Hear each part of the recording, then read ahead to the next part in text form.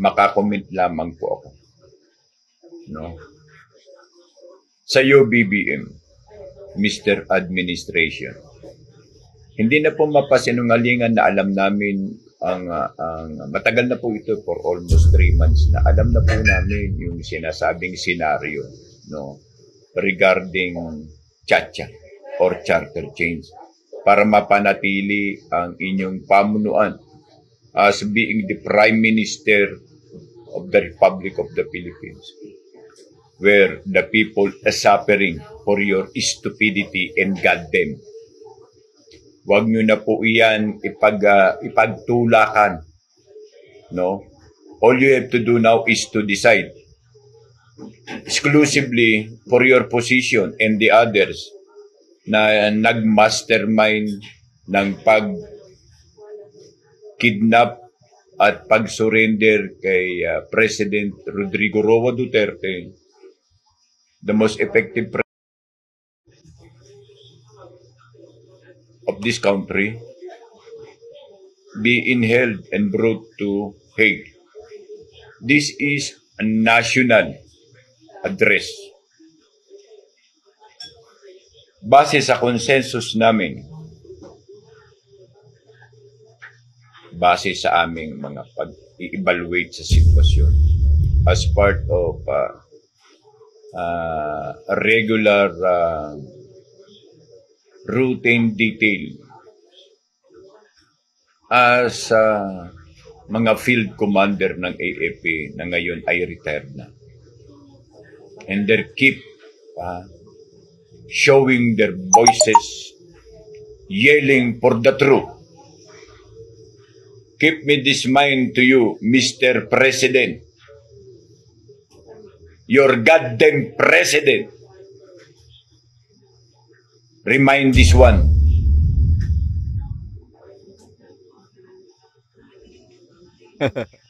Alam namin ang inyong malalim na senaryo. It is transcripted to all members,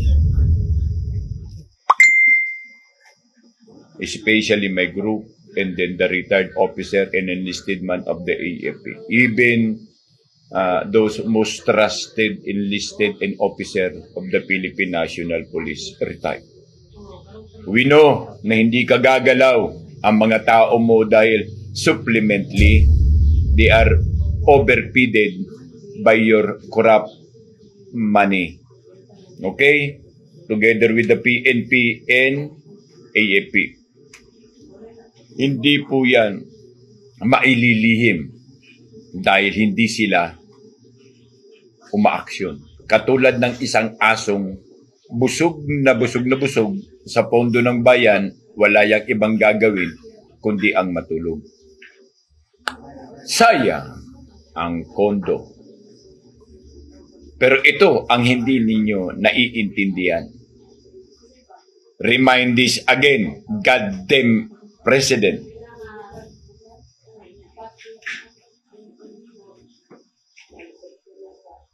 Hanggat may araw ka pa at oras, humingi kayo ng tawad sa inyong mga ginawa sa pamilya ng Duterte. Ipinalibing ang iyong ama na pagkatapos ng administrasyon ng iyong ama hanggang kay Duterte ay isinusuka at minumura ang putang inang iyong ama, si Ferdinand Marcos Sr. Kinamumuhian sa kanyang mga ginawang pagnanakaw. Dramatically, ang style ng inyong pagnanakaw ay gumawa ng proyekto sa Baynakaw. Tumulong sa Baynakaw. Ipaunlad ang bayan sa Baynakaw. Lahat ng inyong activity sa Baynakaw. Para nga naman ang taong bayan ay may lilinguning ginawa ang iyong ama. Especially katulad na lang ng hydroplant, power hydroplant. Bridge, katulad na lang ng San Juanico Bridge. Pero ang hindi mo alam ay nanganganib ang iyong pamahalaan kapag namatay si Duterte.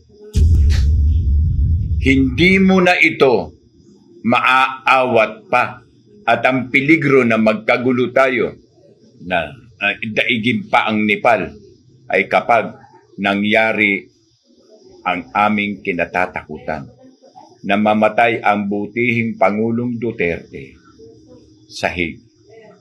Kaya kung ako sa iyo, humingi kayo ng tawad sa inyong panloloko, humingi kayo ng tawad sa inyong pagtatraidor, humingi kayo ng tawad sa inyong pagtataksil, kayo ng tawag bilang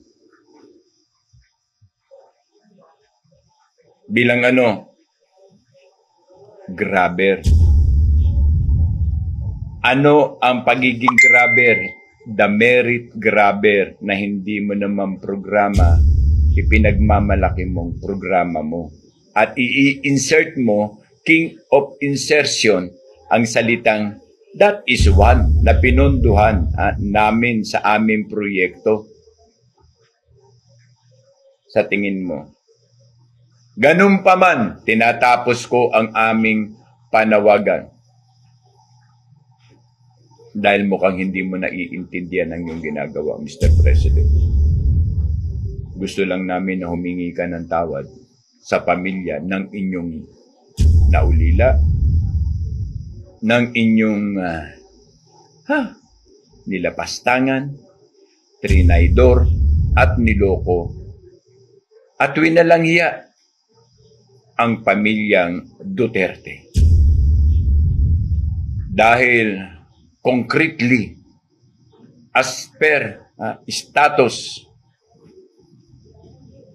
and consensus is remarked,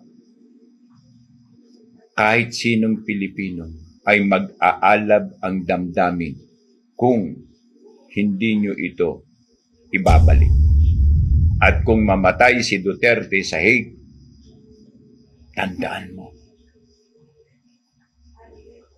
ang bangungot at ang katuparan ng hula sa pagtatapos ng iyong serbisyo ay darating.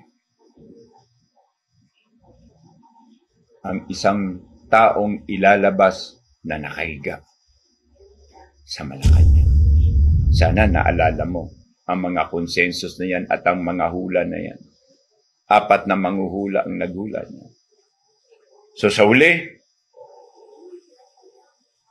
katungkulan mo ang humingi ng tawad hanggat maaga. Hanggat kaya nyo pang resolbahin ang darating na malaking problema. Ayan po mga kababayan, narinig nyo po. Yan po yung sabi ni Kuya Eds.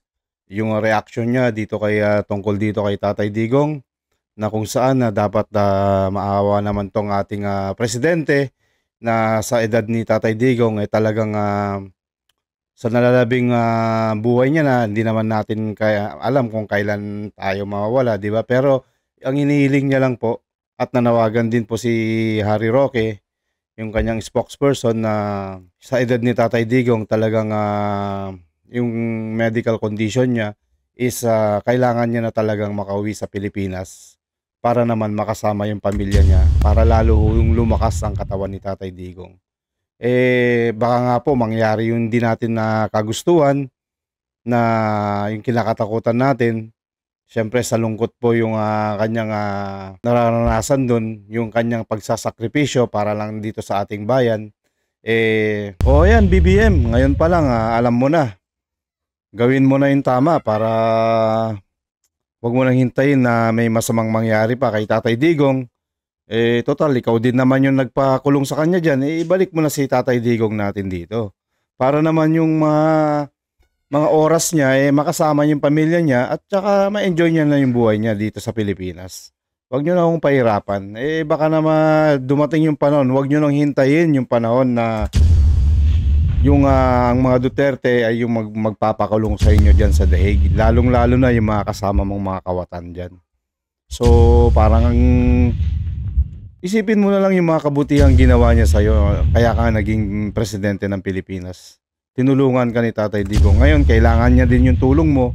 Mas mainam, gawan mo na ng paraan na makakauwi na si Tatay Digong dito para makasama niya yung mga pamilya niya dito at makapagpasko siya dito sa Pilipinas.